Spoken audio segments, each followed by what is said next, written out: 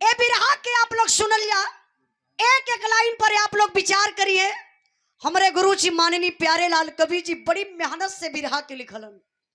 ये बिरहा 2 बेर लिखाइल त इंद्राज भैया तब सफल भइल। कैसे मास्टर साहब बाबा?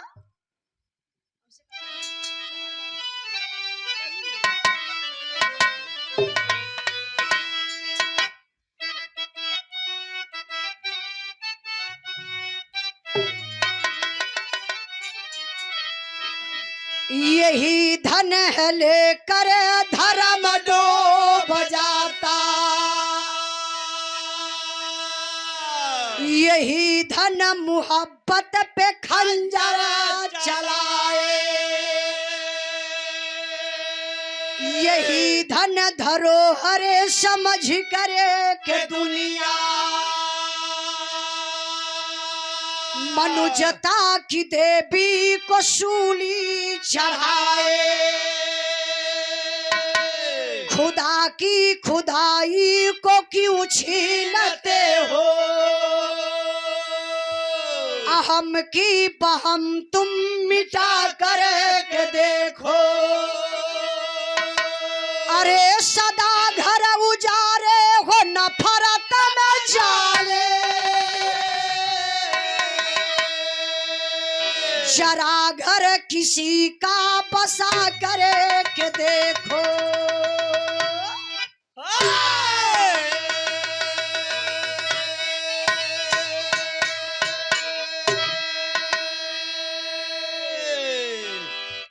कहानी पर ध्यान दें बाबू।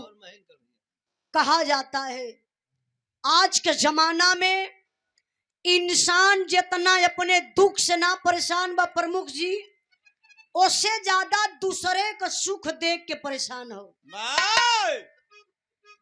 आप काहे प्रमुख हुआ ई हमके ना देख जाई, इहे हमके जलन बा, लेकिन पता ना बा जलन खोर वाले के कि आपके प्रमुख बने में कितनी मेहनत कितनी परिश्रम करे के पड़ल। सोचिए जरा, आदमी अगर आगे बढ़ता है तो उसके पीछे बहुत मेहनत होती है, बिना मेहनत के केहू आगे ना बढ़ल हो। लेकिन जले वाला प्रमुख जी उनकर बेटवा जाए के चौराहे पर दिन भर ताश खेली, दारू शराब पी, अय्याशी करी, वो कहां से डॉक्टर इंजीनियर बनी, कहां से आगे बढ़ी, झोपड़ी से झोपड़िए रह जाई। लेकिन ओके जलन बा कि तोहरे काहे दुतल्ला हो, वही दुतल्ला के बगलिए में हमारे एक बिस्सा खेत हो, जेसीबी बोलवाई के बड़का गड्ढा खोदवाई दे। पड़ोसी जले वाला ये लिए कि बरसात में पानी पड़ी, यही में पानी भरी और दुतल्लावा मकनवा तोहर यही में गिर जाई। ये देखा आज के कुछ लोगन का ही सोच है। आप लोग अपनी सोच बदलिए, जब तक सोच नहीं बदलेंगे तब तक आप लोग आगे नहीं बढ़ सकते हैं। इसलिए कहना है क्या,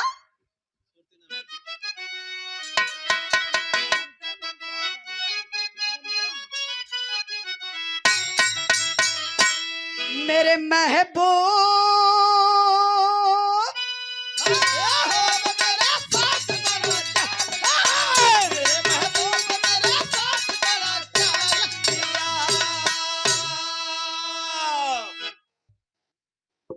हेलो। नहीं भैया, अरे मर भैया, देखिए बड़े ही सम्मानित व्यक्ति हमारे बड़े भैया हैं, हमारे आजमगढ़ से। यही बगल में कार्यक्रम रहल, भैया गल रात भर बिरहा सुनल, बड़ा बिरहा से प्रेम बा, बिरहा से बड़ा लगाव बा। इफको कंपनी में कैंटीन चलाते हमारे भैया। जोरदार ताली बजा के स्वागत करिए आप लोग। हमारे दिलीप भैया वहां दूध पहुंचावला ना, मेहनत करत रहे लोग, दोस्त हुआ। हमारे आजमगढ़ के धरती से मनोज यादव भैया के तरफ से सुंदर पुष्पहार। खाली सुनना है उजाला दीदी कभी रहा है, वही दिन भी सुनना कहना कि अरे हमार दीदिया हमारे जिला से आइल बा तो हम जाइब काहे ना। तब का दीदिया लूट लेती है खुद पैसा। मनोज भैया ये हाफ हुआ, कोनो जरूरी ना बा मनोज भैया के उजाला रुपये पैसा पर बिरहा गावैली। उजाला तो गेहूं 100 रुपए भी रहा गा देने। हाँ तलाई का बोरा घूम दा ये सार मिल जाई। खिचड़ी पहुंचोले हुआ खा। हमरे मनोज भैया के तरफ से सुंदर पुष्पहार, शानदार 1 साल और 1000 रुपए का पुरस्कार देकर के सम्मान के एक बार जोरदार ताली बजा के आप लोग स्वागत करिए। इहो वाली फलिया उहे दहले रहना है। कलरवा मिलावत हूँ। बहुत बहुत मनोज भैया के प्रणाम, सब भाई लोगन के नमस्ते प्रणाम। मनोज भैया ये बिरहा सुन के जायल जाई, बहुत बढ़िया बिरहा, पारिवारिक बिरहा बा। हाँ बैठल जा भैया।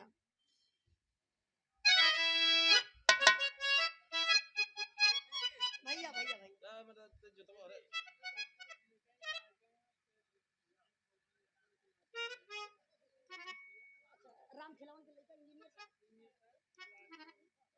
राम खिलावन यादव के सुपुत्र इंजीनियर साहब विनोद यादव जी, जहां आज कार्यक्रम होता भैया की तरफ से 100 रुपए का पुरस्कार, बहुत बहुत प्रणाम।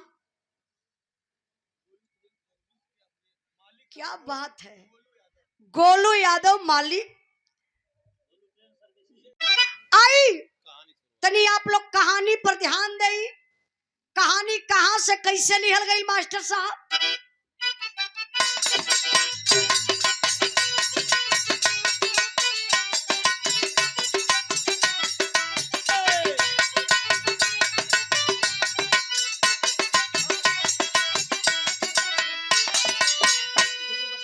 खुशबू जलाने वाले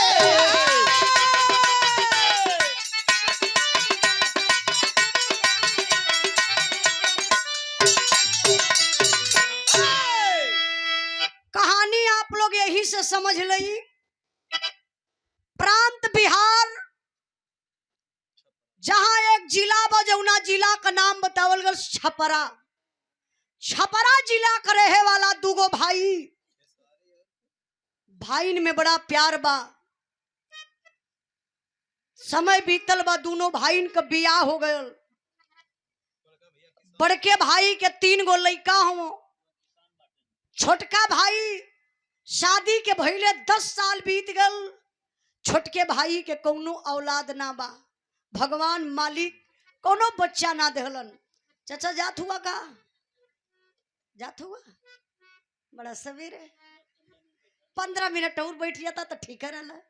सुन लेबा तो लइकन से जाके बतियबा, अगर बतैबा कि उजलवा के बिरहा गौले बा, नेट पे सर्च करा लइको, ओके सुन ला। लइका घरे भी सुन ली हाँ, ते बिरहा से जरूर परिवार में सुधार होई। 100% हमके विश्वास है कि सुधार होई। लेकिन सुधारे वाला परिवार रही तब चचा। 15 मिनट बैठल जा आप लोग, बढ़िया से बैठबा तो इत्मीनान से गा दिहल जाई। हाहा विपत मेरा बात झटके में गा के बैठ जा। हाँ, जैसा आप लोग बैठबा वैसे बिरहा हुई। अब बड़का भाई जेकर नाम बतावल गल मोहन, भगवान 3 गो लइका देले हुआ, किसान हुआ। आप जैसन हमरे जैसन खेती गृहस्थी का काम करत रहलन।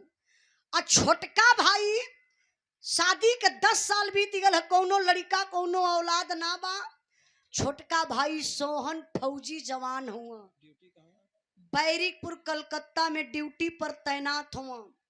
एक बार छुट्टी मिलल, घरे आयल हुआ फौजी जवान। रात का टाइम बा, उनकर दुल्हनिया सबके खियाए पियाए के अपने पति के रूम में सूते बदे गईलिन। तो प्रमुख जी देखल जा, भारत का नारी, भारतीय सभ्यता बा। दुल्हनिया अपने पति का पैर दबावत हो, फौजी सैया का पैर दबावत हो, सुसुक सुसुक के रोवत हो। रात का टाइम हो, तब तक फौजी जवान का नींद टूट गई। पीला सेट वाला भैया भैया भैया भैया थोड़ा से ध्यान यार रहे।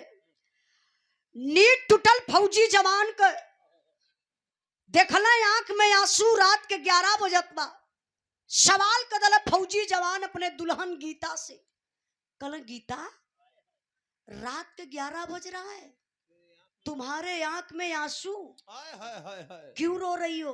देव तोरे भैया के 3 गो लइका हमें, तोहर भौजी देखली तो हमके बोली बोलेली, कहली बझनिया ई कहाँ आंख के सामने पड़ गई, कहे न जहर माहुर खाए के मर जा। ई आंख के सामने पड़ जाले तो सुबेर का देखा तो शाम तक पूरा दिन में खराब हो जाला। हमार तक किस्मतिये खराब बा, हमके ले आए के कहीं से जहर दे देता, खाई के मर जाती। इतनी बात जब फौजी जवान सुनलन उठ के खड़ा हो गईलन। देखा ऐसे सीख लेवे के चाहिए।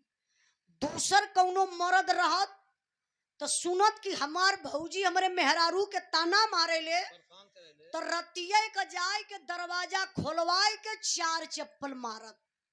लेकिन ये फौजी जवान का देखा उठ के खड़ा भइलन, अपने दुल्हनिया के अकवारी में पकड़लन और दुल्हनिया के आंसू पोछलन। आंसुआ पोंछ के फौजी जवान अपने दुल्हन के समझावे लगलन। अच्छा समझावत कैसे हवा तनी आप लोग विचार करी हैं। पप्पू जायसवाल बिरहा के भाव पर 100 रुपए का पुरस्कार। अच्छा पप्पू गैस वाले भैया कन्हटी के धरती से 100 रुपए का पुरस्कार, पुनः 200 रुपए का पुरस्कार पप्पू गैस वाले भैया कन्हटी के धरती से। बहुत बहुत धन्यवाद, प्रणाम। मोबाइल वाला भैया तनी आप लोगों का ध्यान हर रहे। सच में अगर बिरहा सुन लेवा तो हमार गायब सफल हो जाएगी। जब हम बिरहा भुलाई तो 4 जने बैठल हुआ, अपन लोगों से पूछब, पक्का वादा कैले हुआ 4 जने से पूछब कि मैं बिरहा कहाँ बा। अब मास्टर साहब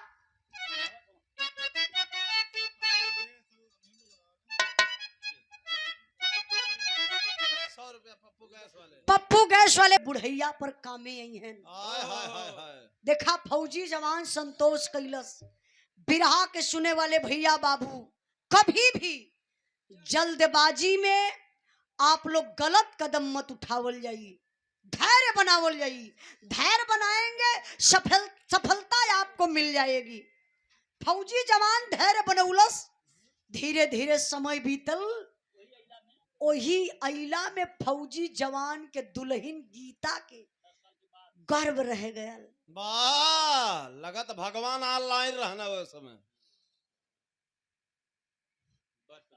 बुकिंग चलत रहा। उमेश सत्यप्रकाश जितेंद्र राहुल। अच्छा उमेश सत्यप्रकाश जितेंद्र राहुल 4 जने 100 रुपए का पुरस्कार। 25 रुपया एक जने पे 25 रुपया। गणित इनकर बहुत तेज है। बहुत बहुत धन्यवाद, दिमागदार लोग लगत हुआ 4 जने। बिरहा पे ध्यान नहीं तनी आप लोग। अच्छा देखी 10 साल के बाद गीता के पेट में बच्चा पले लगल। जरा सोचिए, धीरे धीरे समय बीतल, घर में खुशी बा। फौजी जवान के छुट्टी का डेट पूरा भयल, फौजी जवान अपने ड्यूटी पर चल गईलन। यहाँ धीरे धीरे 9वां महीना लगल बा, प्रसव का बेला बा, डिलीवरी होखे वाली बा। नहीं बतियाई बात ना चलिए उजाला, ये आदत छोड़े के पड़ी। हम तो ना कुछ काली, हम काली ऐसे रखत ले, हम श्री किल मोबाइल जो मुंह देखत है बोल तर मारे में तनी बिना मतलब काली ये हमारा डिस्टर्ब में वो डिस्टर्ब में इनके तो हम मारा भी तो क्या मारी। ए भैया इनके करिए ले मत समझा प्रमुख जी। का अंदर से भी काला है। बहुत रद्द हूँ हमारे मास्टर साहब। अरे इनका मेहररुआ जब से चुनाव में उठ गई लिया तब से तो लगत बा कि क्यों कि जी यही नदी है। एदा पारी प्रमुख जी नहु का मेहरारू प्रत्याशी है। तब का आम आदमी के प्रत्याशी है। आम आदमी मतलब पार्टी। हमारे भैया पूछा तो चुनाव चिन्हवा का आपोटवा देबा। तब का चलिए अच्छा आपो लोगन के मौका मिल जाई तो हमारे मास्टर साहब के मैडम के आपो लोग एक आठ वोट दे दिया, मार दिया मोहरो है। इनके मेहरारू का चुनाव निशान बा। हाँ, साया और ब्लाउज। अरे तो ये लोग मोहरिया कैसे मरी है? वह साया फाड़ के मतलब साया फारोट मतलब हम ना समझली। साया मोटवा दिए सब। ओ एकर मतलब प्रमुख जी हाँ साया पार मोहर मार। बक-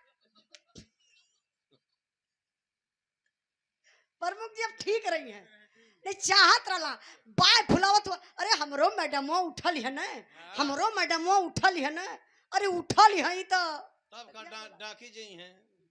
भैया नमो गैस वाला पप्पू भैया गैस वाला कन्हटी के धरती से 100 रुपए का पुरस्कार दे के सम्मान कैलन साया फार मोहर मार। हाँ। पप्पू भैया तू तो बहुत दूर के चढ़ल लगत हुआ तब का प्रमुख जी इनके मैडम के चक्कर में पड़ गए का तो साया फार मोहर मार। बहुत बहुत धन्यवाद भैया तो सिलेंडर गायब हो जी बात है। आई तरी बिरहा पर ध्यान दई मजाक ना बिरहवा कहाँ पहुंचल लिए वह गर्भवती हो गई। हाँ हाँ अरे वाह देख ला बाजी यू लोग मार गए कहा था कि डिलीवरी होखे वाली रहल है 9वां महीना लगल बा हल्का हल्का पेट में दर्द होत बा वह वक्त बाबू गीता के जेठान उर्मिला के विस्माद पैदा हो गल ओके जलन होखे लगल सोचे लगल कि कहो 10 साल के बाद गीतवा के बच्चा पैदा होखे वाला बा बिटिया होई चाहे बेटवा आधा हिस्सा बटवा ले झगड़ा कई के जेठान उर्मिला अपने नैहरे चल गई समय बीते लगल यही है पैसा दिल दिमाग यही है पैसा दिल दिमाग न्याय धर्म को चूर करे देकर के मोहब्बत की फांसी भाई भाई को दूर करे प्रसव की बेला में गीता वसीला नर्स के पास गई हो गई भर्ती बिना पति के गीता वहां उदास हुई मिला मोहन नर्स सजाकर मैडम जरा सरहम करो 25,000 रुपया दूंगा बच्चे को गर्भ में खत्म करो। पैसे के चलते एक नारी का सपना मिटा दिया गीता से बोली मरी थी बच्ची को मैंने हटा दिया। सोचिए यार गीता जेठान के नफरत बा ईर्ष्या बा जलन बा कि गीता के बच्चा कैसे पैदा हुई झगड़ा कई के उर्मिला अपने नैहरे गईल फोन कई के अपने पति मोहन के बुला ललस और लगल उनकर पेच ऐठे यही से कहल जाला प्रमुख जी मर्द लोगन के कौनो कमजोर नस होले जौने मर्दे का मेहरारू कमजोर की नस पकड़ ललस समझ जाए कि वो मर्दे का भैया जिंदगी चौपट। अरे मेरे मास्टर साहब का मेहरारू खुदे पकड़ ले तब का जाता दिन थाई लगा बदे। हाँ गौर करे अब वो लगल यही ठे चढ़ावत बा कहत बा सुना गीतवा के 10 साल हो गल शादी के 10 साल के बाद वो गर्भवती बा बेटी होई चाहे बेटा वो आधा हिस्सा बटवा ले हई तो हर तीनों लइकवा का करी है राखी माटी चाट के जीवन बीतई है। मोहन कहला कि अरे पगली छोट भाई सोहन नमा भगवान के घर से आधा सोहन कबा आधा ना मारबा कहला सुरमिला कान खोल के सुन ला बिटिया होई चाहे बेटवा अगर गीतवा के जिंदा बच्चा पैदा हो जाई यही नैहरे में जिंदगी बिताई दे तो हरे घरे मुंह दिखावे ना आई। ए भैया मोहन का विचार बदल गल मोहन भी उर्मिला वाली गावे लगलन कहला ठीक है तू यही रहा हम घरे चलत हईला कोनो उपाय लगाई जरूर। मोहना आयल बाबू घर में देखलस ताला मारल हो पड़ोसी में पूछलस कोई गीता के देखला है जे देखले रहल बता दलस कि गीता के पेट में दर्द रहल है गीता हॉस्पिटल गईली बाबू मोहन गाड़ी स्टार्ट कैलन, पहुंच गईलन हॉस्पिटल। गीता के पास ना गईलन, और शीला नर्स के पास गईलन। कलम मैडम, जो गीता नाम की औरत भर्ती है वो हमारी भयो है, प्लीज मैडम मदद करिए। मैं आपको अभी तत्काल 25,000 रुपया दे रहा हूं, उस बच्चे को गर्भ में खत्म कर दीजिए। ए बाबू, नर्स आ गई पैसे के लालच में। पपिनिया एक गो इंजेक्शन लगौलस हो, बेहोश होके वाला। गीता बेहोश हो गईली। हाय हाय हाय हाय। वही अर्ध चेतना में गीता के बच्चा पैदा भयल। बेटा प्रमुख जी, जौने बच्चा के मारे बदे तनी बड़ी प्लान रचल जात हो, वो बच्चा जिंदा पैदा भयल। अभी पपिनिया नर्स चाल कर दलस, बच्चा के उठा के फेंक दलस वहां से। धीरे धीरे समय बीतल। जब गीता के होश भयल, अपने बचवा के खोजत थई, बेटा पे टोवत थई, के अपने औलाद का खुशी ना रही। बच्चा जब बेड पर ना मिलल तो गीता वही शीला नर्स के बुलाए के पूछे लगली, मैडम मेरा बच्चा कहाँ, जरा दिखाइए। इमोशनल अत्याचार करे लगल पपिनिया नर्सवा। कल, अरे गीता, बेटी पैदा हुई थी, मैं सोच रही थी तुम अकेली हो, परेशान हो जाओगी, मैंने उसको ले जा करके फेंक दिया। अरे बाप रे बप्पा, जब इतनी बतिया बतौलस पपिनिया की बेटी पैदा हुई थी, मर गई थी, और उसको ले जा करके मैंने फेंक दिया। बेचारी गीता कटल पेड़ नियन हो, अरराय को शीला नर्स के पैरवे पर गिर गईली। रोई के कहे लगली, रोवत बा, कहत बा का,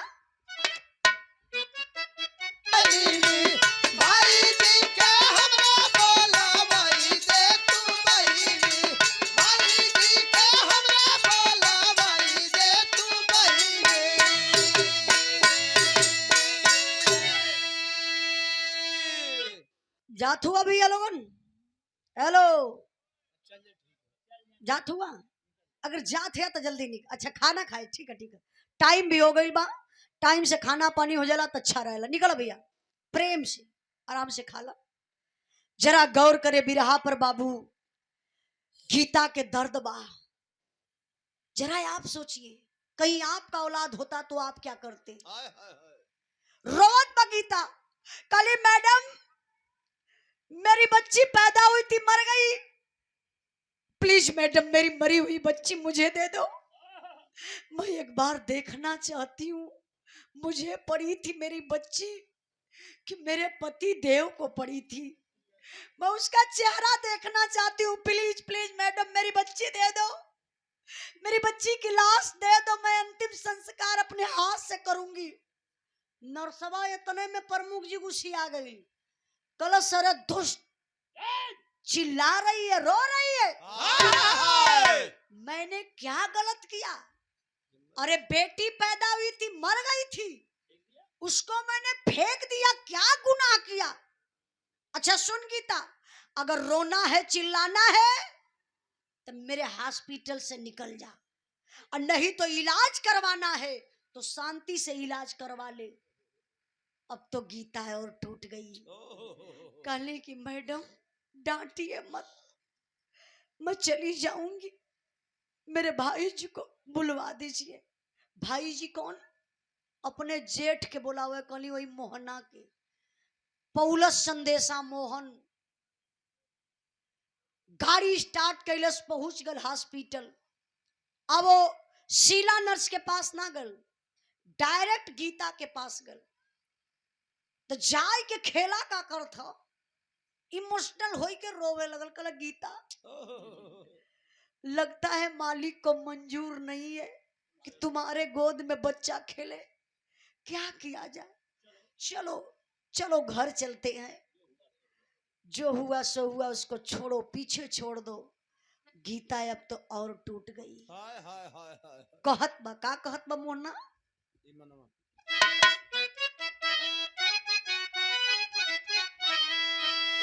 अरे मोरे राम मोहन कहन लगा गीता अब मन में करो सबर, मालिक को मंजूर न था, जल्द चलो अब अपने घर।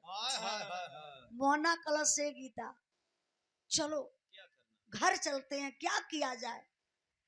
गीता कली भाई जी कौन मुहवा लेके घर में जाई, आज तक तो हमके लोग बाझिन बाझिन कहला है, आज के बाद हमके लोग पापिन कही, जन्मौलस बचवा के हॉस्पिटल में खाए गई, ताना से बढ़िया बा मर जाई ठीक बा, रोज रोज का ताना अब ना सह पाई। भाई जी आप जा घरे, हम अपन कहीं प्राण हरे दे देबे, जब बिटिया मर गई तो हम के करा बदे जी। अब ए बाबू चल दहलस, मोहन गाड़ी स्टार्ट कैलस, निकल गल घरे।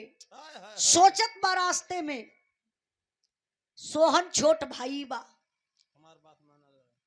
गीतवा का बच्चा मर गल, शोक में आए के इहो आत्महत्या कैलई।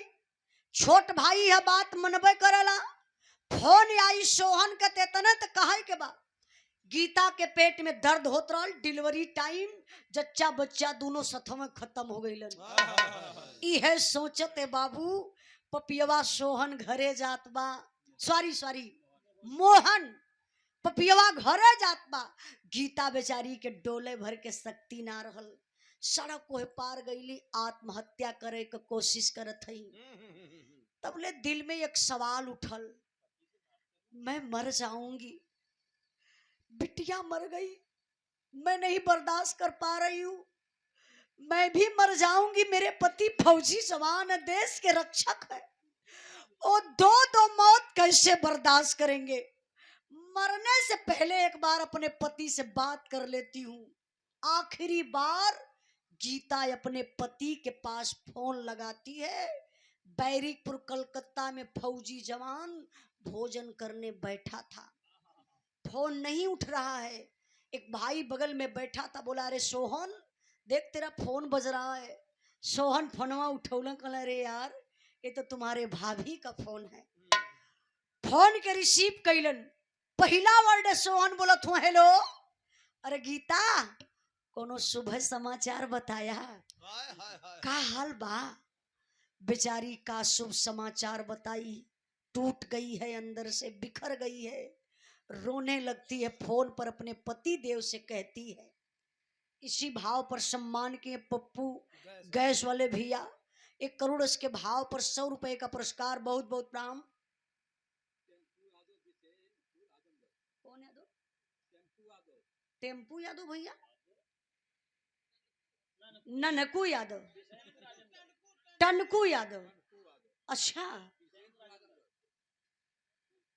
नहीं टनकू का नाम कुछ और बा, वो हमरे बगलिए कहवा टनकू, हमार भतीजा लगल है बिशेनपुर, टेम्पू ना टनकू यादव। बिशेनपुर हमार गांव बा, हमार घर बा, 2 घर छोड़ के टनकू का घर बा। टम्पू ना टनकू, टनकू मनकू उनका नाम बा, बचपनों में ना लोग दे दिला, उनका नाम कुछ और बा, लेकिन पूरे गांव में टनकू के नाम से सब जाना ला। टनकू के बजाय अगर असिला नाम बताता तो हम खुद ना जान पाती। अखिलेश मतलब हम ही ना जान पाती, कहता अखिलेश बिशेनपुर से हम समझी ना पाई कि के बा, लेकिन टनकू बतौला तो हम जान गई है। तो उनसे बता देबा कि तोहर बुआ गावत रही है। सब कतारे गांव में एक से पागल हो भैया, वो पागल हुए, 4 लड़का का बाप हुआ, सब का रविंद्र तो 5-6 लड़का का बाप हुआ। देखिए टनकू बाबू के तरफ से 100 रुपए का पुरस्कार, बहुत बहुत धन्यवाद सब भाई लोगों के, नमस्ते प्रणाम। ये मेरे परिवार का पुरस्कार बा, उनके लगा तो मुंबई में रहला। आई तरी बिरहा पर ध्यान दई, गीता बेचारी वही फोनवा पर अपने पति से रोई के कह लगली कि पति देव मैं क्या बताऊं, सब तो अशुभ हो गया। फौजी समान कहना कि गीता अरे पगली मजाक कर रही है क्या, अशुभ चिल्ला रही हो, क्या हुआ जल्दी बताओ क्या हुआ। कलश गीता पति देव मैं अकेले हॉस्पिटल गई थी, मुझे इतना याद है मैं अर्धचेतना में थी, बच्चा पैदा हुआ, रो रहा था, ये नहीं पता कि बेटी थी कि बेटा, मैं नजर से नहीं देख पाई, लेकिन रोने की आवाज मेरे बच्चे की कान में आ रही थी। मैं नर्स से पूछी तो नर्स बता रही थी बेटी पैदा हुई थी, वो मर गई थी, उसको मैंने ले जाकर फेंक दिया। इतना ही बोली नर्स, मैं अपने नजर से अपने बिटिया को नहीं देख पाई। फौजी जवान आग बबूला हो गया।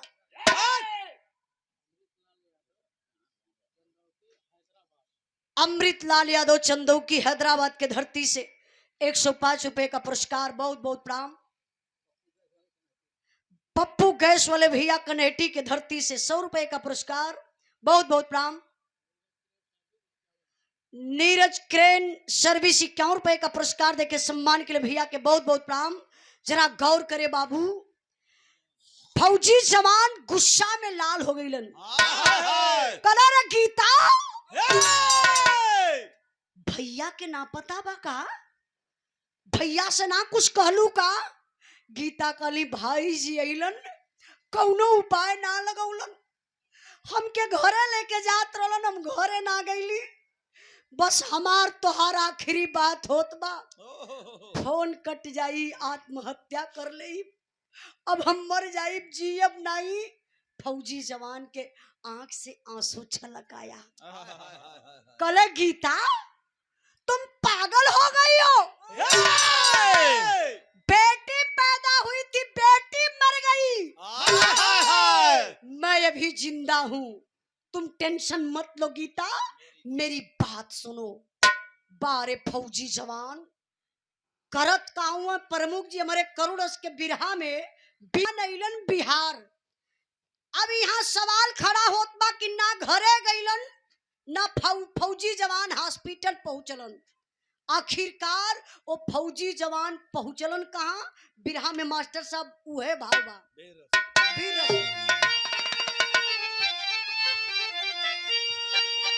अरे मेरा दरोगा से नहर तत्काल दाल में काला बा, पकड़ नर्स को पूछन लगा सवाल दाल में काला बा।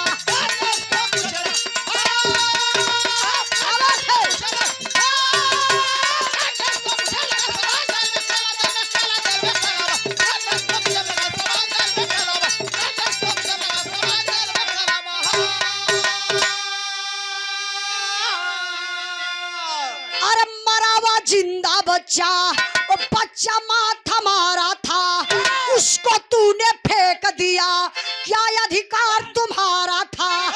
अरे उछल नर्स को मारा, बूट संभाल दाल में काला बा, बता दे साली लहलस बेल्ट निसार दाल में काला बा।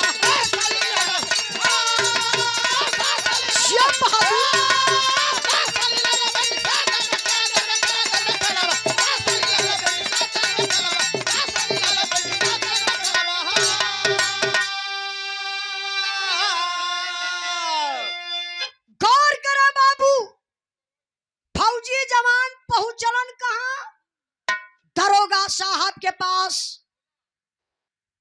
जा करके दरोगा साहब से सारी बात को बता देते हैं। दरोगा साहब कहना साहब यही बैठा, कुछ महिला पुलिस के भेजवाए के हम शीला नर्स के थाना पर बुला लेत बानी। कुछ महिला पुलिस जाती हैं बाबू, शीला नर्स को लेकर के थाने पर चली आती हैं। वहां का सिचुएशन क्या है? यहाँ दरोगा साहब का कुर्सी, यहाँ फौजी जवान सोहन का कुर्सी, ठीक वही बगलिए में शीला नर्स का कुर्सी लगल बा। गीता के लोग छुपा दहलन ए लिए कि गीता के नर्सवा देख लई तो हो सके साफ साफ ना बतावे। फौजी जवान सवाल करिलन शीला नर्स से, कल मैडम एक बात बताइए, जो गीता नाम की औरत भर्ती थी, जो डिलीवरी केस था, कैसे क्या हो गया? यो पपिनिया कम चलाक नहीं खे, समझ गई कि बात बिगड़े वाली बा का? कहतिया अरे साहब आप गीता की बात कर रहे हैं, अरे साहब वो तो गीता बेचारी विपत की मारी महिला थी साहब, मैंने तो बहुत मदद किया गीता का। बेटी पैदा हुई थी, मर गई थी, मैंने साहब उस बच्ची के लाश को ले जा करके फेंक दिया। अरे जब फौजी जवान इतनी बतिया सुनलन हो, चढ़ला येड़ा मरलन एक एड़ा, कुर्सी पर से छटक के नर्स गिरल है इतना दूर पर। फौजी जवान कहलन कि अरे साली, मरा था बच्चा, वो जिंदा बच्चा था, वो बच्चा माथ हमारा था, उसको तूने फेंक दिया, क्या अधिकार तुम्हारा था? किसी का बच्चा, किसी का औलाद, किसी का परिवार अगर कोई तुम्हारे हॉस्पिटल में मर जाता है, तुम कौन होती हो फेंकने वाली? तब बोले फौजी जवान निकलस बेल्ट, अब मारलस 4-6 बेल्ट। लगनी दवाई का पर्चा बनावा हाली हाली।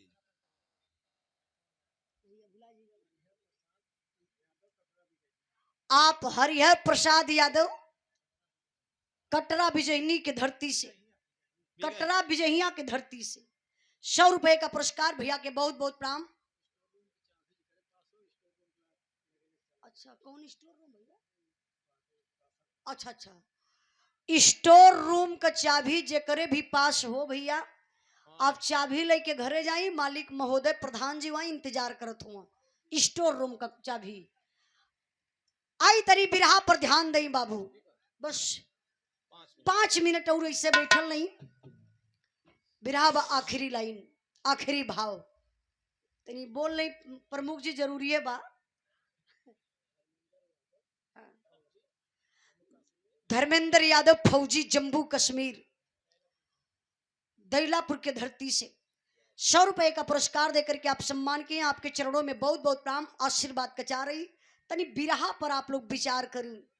फौजी जवान जब निकाल के 4-6 बेल्ट दहलन तो कहल जाला कि मार के आगे भूत भागेला। मेहरारू को जात कितना मार सही, अथवा जोड़ के ऐसे ऊपरा कैलस, कले हे सरकार मारा मत, साफ साफ बता देबे बच्चा के साथे कैसे का भयल। फौजी जवान कल जल्दी बताओ, ई पपिनिया बतावे शुरू कैलस। 4 लाइन हमारे गुरु जी माननीय प्यारे लाल कवि जी प्रमुख जी बड़ी इंपॉर्टेंट लाइन लिखलन, पूरे बिरहा पर 4 लाइन भारी, अगर बिरहा मन से ना सुन ले होबा, हाई 4 लाइन खाली सुन लेबा तो आपके पूरा बिरहवे समझ में आ जाई। नर्स पपिनिया बतौलस का,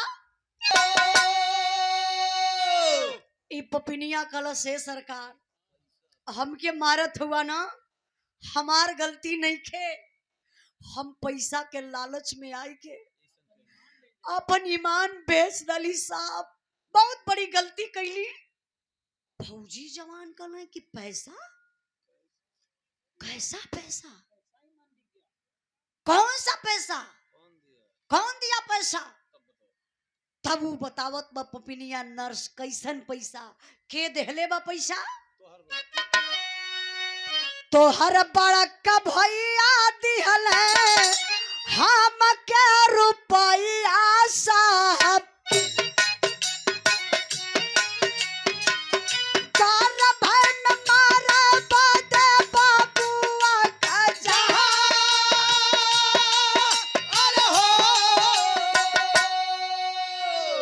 सरकार आपका बड़का भैया मोहन हमके 25,000 देहल, हमसे कहल कि वो बचवा के गर्भवे में खत्म कर दा। साहब हम 25,000 के चक्कर में पड़ के, साफ साफ बोलब, झूठ ना बोलबे, एक इंजेक्शन लगौली गीता के बेहोश होखे वाला। जब गीता बेहोश हो गईली, वही बेहोशी हालात में गीता के बेटा पैदा भयल। साहब हम जौन बिटिया कहत रही ना, झूठ बोलत रही, जौन हम मरल कहत रही ना, झूठ बात रहल साहब, जिंदा बेटा पैदा भयल। फौजी जवान के पैर तले से जमीन खिसक गई। अब तक तो बता रही थी कि बेटी पैदा हुई थी, मर गई थी, बेटी बेटा से अंतर नहीं है फौजी जवान को, उससे नहीं फर्क पड़ता है। चिंता की बात तो यह है कि जिंदा बेटा पैदा हुआ था। फौजी जवान के आंख से आंसू चलने लगा। कहले तूने कैसे मारा उस मासूम बच्चे को? मासूम था बच्चा, गलती हमसे हो सकती है, गलती गीता से हो सकती है, उस बच्चे से गलती कभी नहीं हो सकती जो अभी दुनिया नहीं देखा। कौन इतना बड़ा अपराध कर दिया जो तूने उसको मार डाला? कैसे मारा? पपिनिया बतावत बा कि कैसे मरले बा, कहाँ मरले बा। ए लाइन पर आप लोग ध्यान दिए। का बताउलस? पपिनिया बतावत कहलो साहब जब जिंदा बेटा पैदा भइल ना, जियते हो साहब ओके प्लास्टिक में लपेट दली। प्लास्टिक में लपेटले के बाद बोरा वाले झोरा में रख दली। झोरवा में रखले के बाद साहब कोई झड़िया में फेंकवा देली। फौजी जवान का पीड़ा बढ़त बा, दर्द बढ़त बा। फौजी जवान कहलन किस जगह कौन सी झाड़ी में फेंकी हो बताओगी? कहलो साहब मरिया मत बता देवे। आगे आगे वो पपिनिया नर्स चलत बा, प्रशासन के लोग हैं, आप लोग जैसन आम जनता भी लगल बा, पीछे पीछे बड़ी भीड़ बा। इंसानियत के नातकारे अगर कहीं आपल उनके पता चल जा कहीं बच्चा पैदा करके कोनो फेंकले बा तो इंसानियत के नाते आप लोग भी वहां जाने का काम करेंगे। बड़ी भीड़ बा, प्रशासन के लोग, महिला पुलिस। लेकिन पता के चलल मतारी के, गीता के ई पता चलल कि पपिनिया प्लास्टिक में लपेट के बोरा वाले झोरा में रख के हमरे लाल के, हमरे बचवा के वही झड़िया में फेंकले बा। पूरी भिड़िया के चीरत फारत माई गीता ओई झाड़ी के किनारे पहुंचली। इतना लमवे से देखात बा, झड़िया बा, झड़िया में वो झोरा भी दिखाई देत बा। प्रमुख जी झोरा तबा, लेकिन झोरा के आसपास, झोरा के आरी आरी ऐसा दृश्य देखे के मिलल जन कलेजवई फाट गए। वो दृश्य का रहल? चार कुत्ता झोरा वाई के अरे अरे गुर जात रहल। देख के करे जावा पे टूटल समा।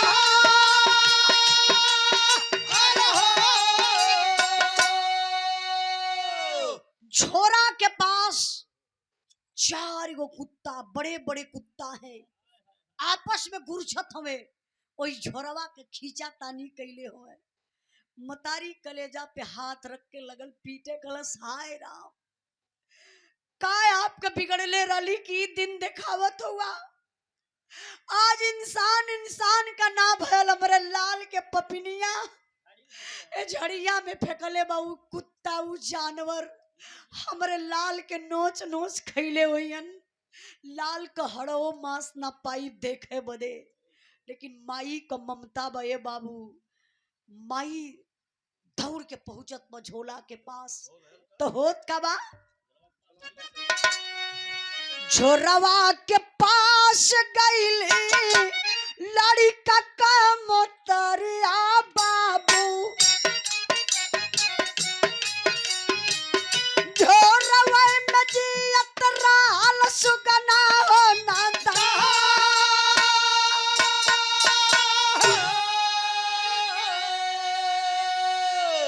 गौर करे बाबू, माई कुत्तन से डराइल ना कि कुत्तवा हमके काट ली है, जानवर हमें। दौड़ के माई गई, झोरवा उठा ललस। जब झोरवा उठौली तो चूटी चूटा एकदम दृश्य खराब बझोरा का। माई वो झोरवा के अपने सीना से लगावत बतबले सोहन आ गईलन। रोवे लगल फौजी जवान। कहले गीता मुझे बर्दाश्त नहीं हो रहा, रे अपने नसीब का बच्चा नहीं था, इस झोरा को जमीन पर रख दे गीता, जमीन पर रख दे। लेकिन माँ की ममता नहीं मानती है। बताया जाता है बाबू, औलाद का गम औलाद को पानी बना देता है। हाय हाय हाय हाय। माई झोरवा के छोरे लगली। जब झोरवा के माई छोरलस हो बाबू, देखलस पपिनिया सही में प्लास्टिक में लपेटले बा। जब माई प्लास्टिकिया से छोराए के देखलस तो बचवा के सांस आवत रहल, बचवा जिंदा रहल, जिंदा बच्चा मिला। आज भी इस धरती पर कुछ सच्चाई है। 36 घंटे के बाद वो बच्चा जिंदा मिला। इंसान का इंसानियत मर चुकल बा। कुछ इंसान तो जानवर से भी ज्यादा खराब हो गए हैं। अभी एक जौनपुर की घटना मैं आप लोगों को बता रही हूं। एक पिता 3 बेटी पैदा हो गई थी। आप लोग नेट के माध्यम से देख लीजिएगा। 3 बेटी पैदा हो गई थी। अभी छोटी बच्ची, वो माँ 3 या 4 साल की थी, बच्ची थी, छोटी थी, अनबुझ थी, उसको कुछ नहीं पता। खेल रही थी दरवाजे पर, उस बच्ची को उठाता और कपड़े में लपेट लेता है और ले जाकर के सही नदी में फेंक देता है। पता चला कब, माँ जब खोजने लगी मेरी बच्ची कहाँ गई, वो फेंक करके भाग रहा था। कुछ लोग उसको पकड़ लिए। अशोक विश्वकर्मा उसका नाम बताया जा रहा है। जानते हैं क्यों प्रमुख जी? 3 बेटी हो गई थी, उसको बेटा चाहिए था। बेटा रहत तो शायद ना मारत। बेटी होने के नातकारे वो मूर्ख पिता अपने बच्ची को फेंक दिया पानी में, नदी में। मर गई बच्ची बेचारी। कहाँ गई इंसानियत? अभी मैं देख रही थी नेट के माध्यम से, सबके पास बच्चा हुई हैं। अपने अपने बच्चों पर आप लोग ध्यान जरूर दीजिएगा। एक टीचर थी, उस बच्चे को थोड़ा लेट पहुंच गया। बच्ची थी 13 साल की थी अभी मात्र। पीठ पर वजन बैग था। 100 बार उठक बैठक करवाई। सांस रुकने से, दम घुटने से वो बच्ची एकदम अल्लस्त हो गई, परेशान हो गई, अधमरा हो गई। स्कूल में ही हॉस्पिटल तक ले जा वो बच्ची की मौत हो गई।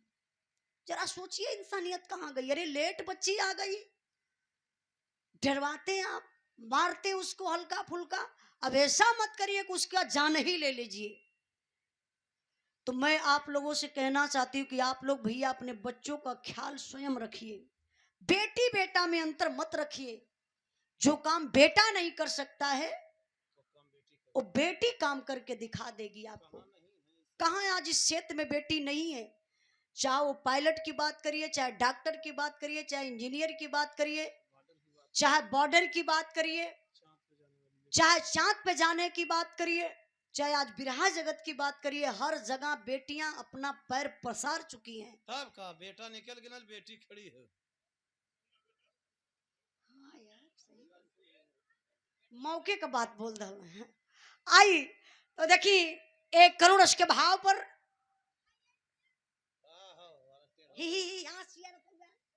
पैसा से मतलब है ना। करिया आदमी प्रमुख जी इतने रद्द होला का? जे जे करिया हुई आप लोग अपने पर मत लिया। ज्ञान सिंह यादव नहीं, आपो गोर हुआ मेरे मास्टर साहब से। नहीं, आप गोर हुआ कुछ इनसे। हाँ, लेकिन कलरवा मिला था थोड़ा। ज्ञान सिंह यादव बड़े भैया जी की तरफ से 100 रुपए का पुरस्कार, बहुत बहुत प्रणाम। आई तरी बिरहा पर ध्यान दें। बिरहा हमार कहाँ पहुंचल? ज्ञान बहादुर यादव बड़े भैया जी की तरफ से 100 रुपए का पुरस्कार। भैया के बहुत बहुत प्रणाम, आप सबके प्रणाम।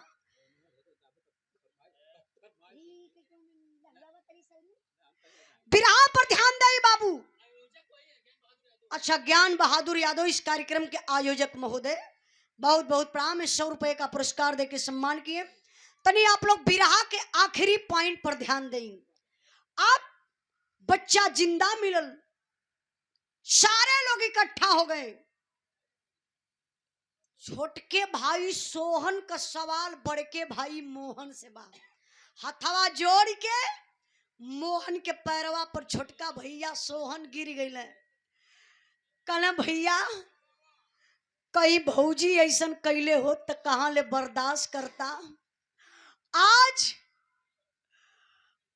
भैया धन खातिर रुपया पैसा खातिर हमार दुनिया उजाड़त रहा। हमरे बच्चा के मरवावे बदे 25,000 रुपया देले रहा। सारी प्रॉपर्टी ले लीजिए भैया, मुझे 1 इंच नहीं चाहिए। मैं अपने बीबी बच्चा के साथ अब ड्यूटी पर चला जाता हूं। मैं कभी अब वापस इस परिवार में नहीं आऊंगा।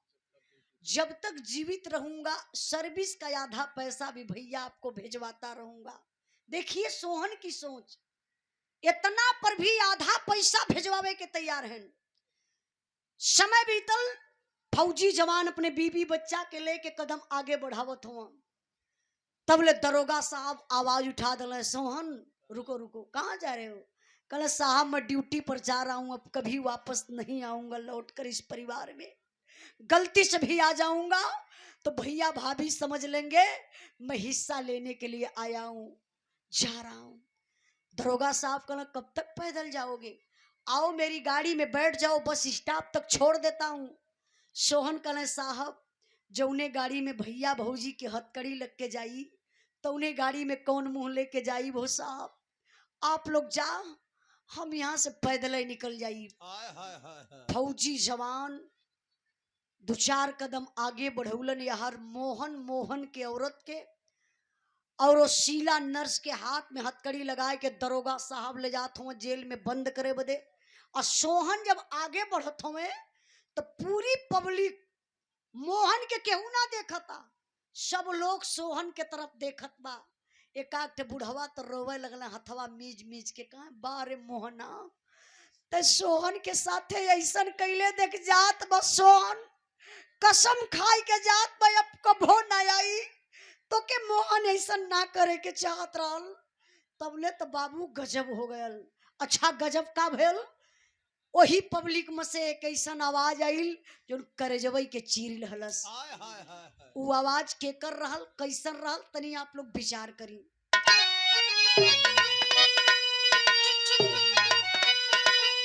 अरे तबले 3 लाइकन का खोलाला बा मुहावा, चाचा छोड़ी के या भात जावल का जाला कहावा।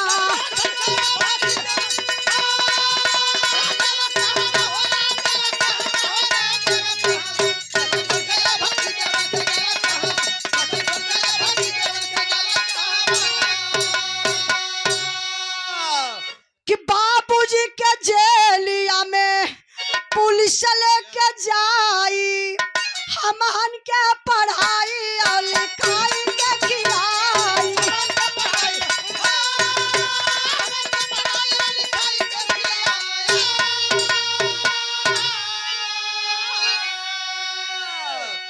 गौर करे बाबू, आवाज आती है उसी पब्लिक में से, चाचा, अरे चाचा, अरे चाचा, मम्मी पापा के पुलिस ले गई, हमहन के उ सजा देत हुआ चाचा। मम्मी पापा गलती कैलन, मम्मी पापा जेल में गईलन, सजा हमान के मत दा चाचा। सोहन का कदम रुक गयल। उ लड़का कौन रहलन?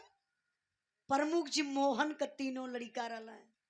चाचा चाचा कह के चिल्लात हुआ। सोहन रुक गईलन। एक बार वही 3 लड़कन के देखलन, एक बार अपने दुल्हन और अपने गोद के बच्चा के देखलन। सोहन के आंख से आंसू निकल आया। कला गीता देख रे कलेजा फट रहा है। मैंने तुमसे पहले बोला था ना कि हमरे औलाद ना हमें तो का भैया के 3 लड़का हमें ना, यह बुढ़ैया पे 3 लड़का कामे आई हैं। देख रे पगली, देख अपना खून बोल रहा है। देख मम्मी पापा चले गए जेल, मम्मी पापा का ख्याल नहीं है, हमारे और तुम्हारे लिए 3 बच्चे रो रहे हैं। गीता अब तुम्हारे पास एक बेटा नहीं 4 बेटा हो गए। 4 बेटा, 3 ठे मोहन के, 1 ठे सोहन के। चारों लड़कन के लई के बाबू सोहन गईलन अपने ड्यूटी पर, चरहुन के पढ़ौलन लिखौलन। चारों लड़का जब सयान भइलन तो चरहू लड़कन का बिया फौजी जवान सोहन ही कैलन। अब नंबर आगल बंटवारा का। प्रमुख जी हम कहिला कि ऊंचवा पर से देखा घर घर एक लेखा, हर घर में बंटवारा बा। यहाँ तक बंटवारा हो जाला कि एक बेटा बा, बाप मतारी से अलग हो जाई। बियाहे से पहले ना, 15 साल के पहले केहू ना अलगे होला। 15 साल से पहले तनी माई बाप से केहू अलगे हो के दिखावे। जब 8 साल का हुआ, 3 साल का हुआ, 4 साल का हुआ, तनी माई बाप से अलगे हो जा। मार के गांव वाले ना फीट का तू मार के ऐसा नहीं जगह गाड़ दिया कि पेपरों पत्रिका में ना निकली, खत्म कर दिया। जरिए माई बाप का देन बा कि आप लोग इतना बड़ा हो गईला, हमान इतना बड़ा हो गईली, माई बाप का देन है। ए भैया कितना बोलत है आप। अब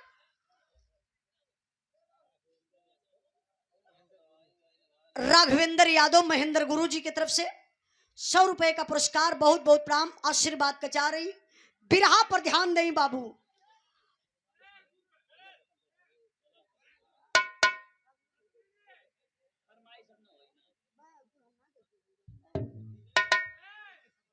हाँ उकुल हो जाई चली।